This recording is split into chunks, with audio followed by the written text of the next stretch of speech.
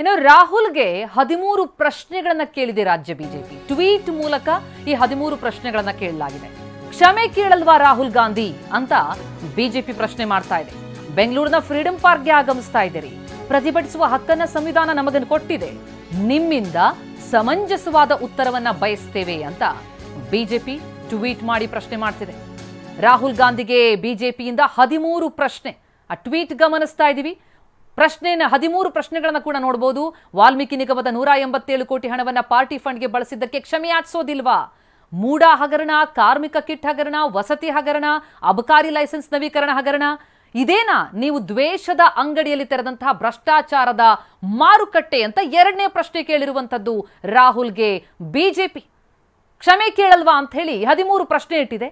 ಇನ್ನು ಮೂರನೇ ಪ್ರಶ್ನೆ, ಪರಿಶಿಷ್ಟರಿಗೆ ಮೀಸಲಾಗಿದ್ದಂತಹ 40,000 ಕೋಟಿ ಅನುದಾನ ಅಲ್ಪಸಂಖ್ಯಾತರಿಗೆ ಬಳಸಿದ್ದೀರಾ?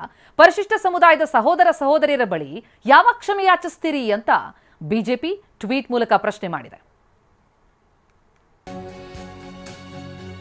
ಕಾಂಗ್ರೆಸ್ ಜಾತಕ ಬೋಗಸ್ ಜಾತಕ ಅಂತ ವಿಪಕ್ಷ ನಾಯಕ ಆರ್ ಅಶೋಕ್ ಕಿಡಿಕಾರಿದ್ದಾರೆ.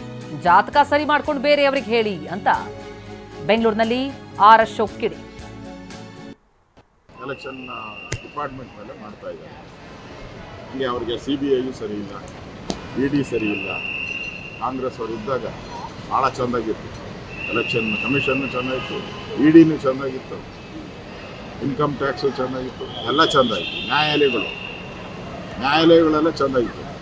ಯಾಕೆಂದರೆ ಇಂದಿರಾ ಗಾಂಧಿಗೆ ಚಿಮಾರಿ ಹಾಕಿ ಇನ್ನು ಬೋಗಸ್ ಎಲೆಕ್ಷನ್ ಅಂತ ಮಾಡಿದ್ರಲ್ಲ, ನ್ಯಾಯಾಲಯ ಚಿಮಾರಿ ಹಾಕಿದ್ರಲ್ಲ, ಅವಾಗ ಚೆಂದ ಆಯ್ತಾ ನಿಮ್ಮ ಯೋಗ್ಯತೆ, ಕಾಂಗ್ರೆಸ್ ಯೋಗ್ಯತೆ ಏನು ಅನ್ನೋದು ಅದೆಲ್ಲ ತಿಳ್ಕೊಳ್ಳಿ. ನಿಮ್ಮ ಜಾತಕ ಫಸ್ಟು ಸರಿ ಇಲ್ಲ. ಕಾಂಗ್ರೆಸ್ ಜಾತಕ ಬೋಗಸ್ ಜಾತಕ. ಫಸ್ಟು ಆ ಜಾತಕನ ಸರಿ ಮಾಡ್ಕೊಳ್ಳಿ, ಆಮೇಲೆ ಬೇರೆಯವರಿಗೆ ಬುದ್ಧಿ ಇಲ್ಲ. ಎಲೆಕ್ಷನ್ ಡಿಪಾರ್ಟ್ಮೆಂಟ್ ಮೇಲೆ